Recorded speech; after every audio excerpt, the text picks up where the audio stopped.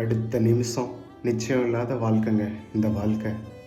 எவ்வளோ ஒரு துயரமான சம்பவம் நடந்திருக்கு தெரியுமா? தென்காசி மாவட்டத்தில் சங்கரன் கோவில் 40 பேர் படுகாயம் அடைஞ்சிருக்காங்க. 7 பயணிகள் இறந்து போயிருக்காங்க. 2 பஸ்ஸும் நேருக்கு ஒன்றா மோதி ஆக்சிடெண்ட் ஆகி அவங்க குடும்பம் எவ்வளோ வேதனைப்படும் தெரியுமா? அப்பா இருக்கலாம், அம்மாவாக இருக்கலாம், தங்கச்சியாக இருக்கலாம், பாட்டியாக இருக்கலாம், 7 பேர் இறந்து போயிருக்காங்க. அவங்க நினச்சி பார்த்துருப்பாங்களா? சத்தியமாக நினச்சி பார்த்துருக்க மாட்டாங்க. ஸோ அடுத்த நிமிஷம் நிச்சயம் இல்லாத வாழ்க்கைங்க. இருக்கிற வரைக்கும் இந்த வாழ்க்கையில் முடிஞ்சளவு சந்தோஷமாக இருப்போம். நம்மளை சுற்றி இருக்கவங்க, நம்மளை நம்பி இருக்கவங்கள நல்லபடியாக பார்த்துக்குறோம்.